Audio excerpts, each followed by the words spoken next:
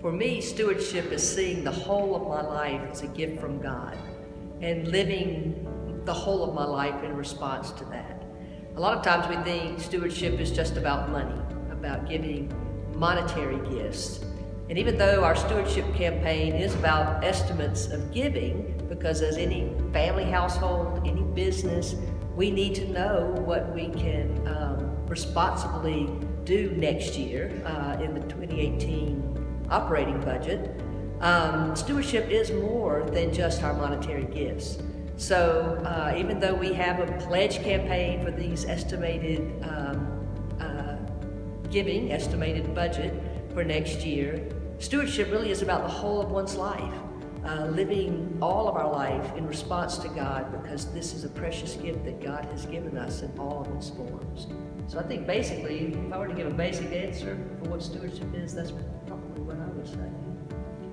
Yeah, I think that this series, oftentimes we talk about not looking forward to, but in reality, it's kind of the core of discipleship of what we do, because it involves all of our life in response to God, not just our finances, even though it's a big part, but it's really everything. I think some common misconceptions are often, where does the money go?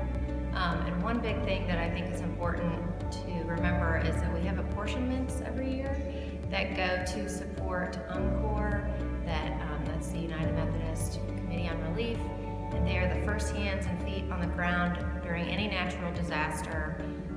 We support all sorts of things all over the globe that are providing real resources to people in need. I also think another misconception is often that it just goes to support buildings.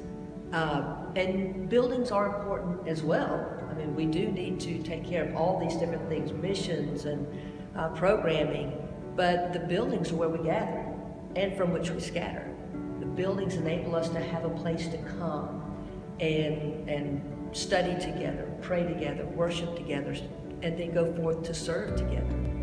So, we sometimes say, oh, I don't want my money to go to certain things, but our gifts go to support, like Blair said, things from individual expectations to global expectations.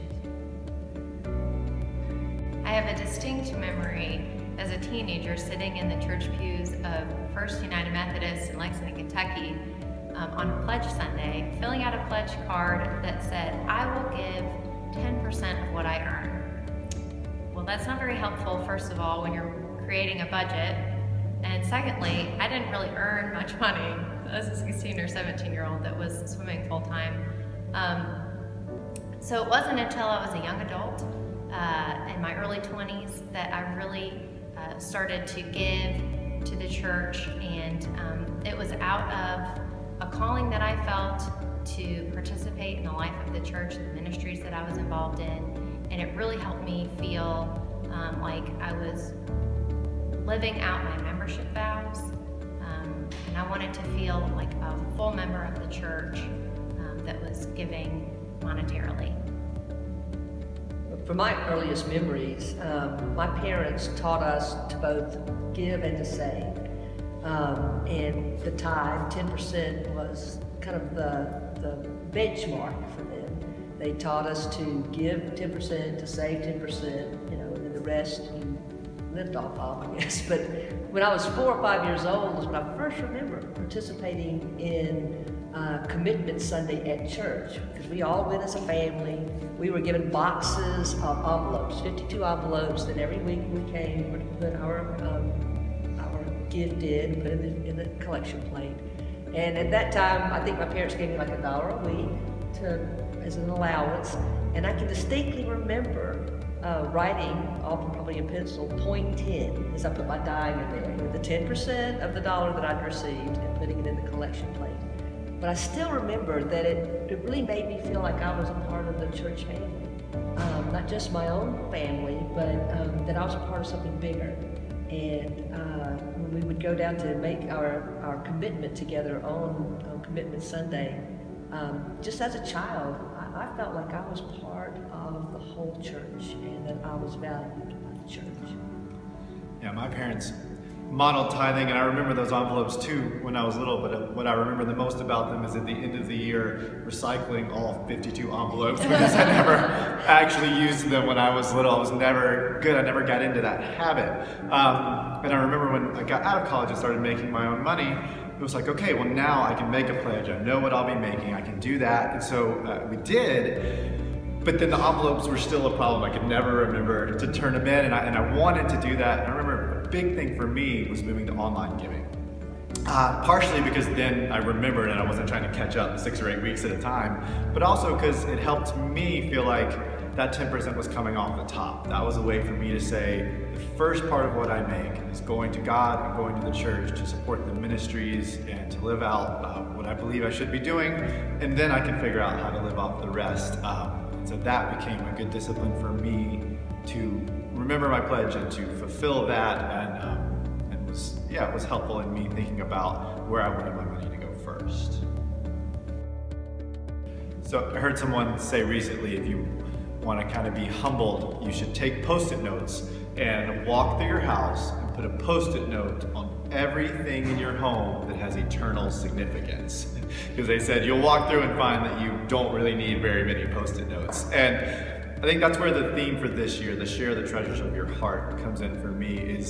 It is an opportunity to think about the ways that my gifts and talents and resources can be used to have greater significance, to do kingdom work, to do things for the church and for God, instead of just buying stuff or helping me get more stuff. And so that's where it kind of comes for me, is the chance to put a Post-it note on some other things that are mine as a chance to make a more eternal significance with the things that I've been given. I think this stewardship season this year has taken on a new meaning for me as a parent of a 3-year-old now who can cognitively get some of these concepts. So shout out to my Sunday school class, the opposite of spoiled. We've been learning from one another and reading a book together about saving, sharing, giving, and spending. And in the jars, you're supposed to do like clear jars of each. Jeffrey looked at them and they each say give, spend, save, and he saw the give one and said, oh, church. And that's important, and I'm so glad that he thinks that giving means giving to the church. Excellent. I know, and I've been thinking about sharing the treasures of my heart in this stewardship campaign. It's brought me back to what are the basic commitments and convictions of my heart and what matters most to me, which is the church and the way in which the church can together be in service to others, to show our devotion to God through discipleship.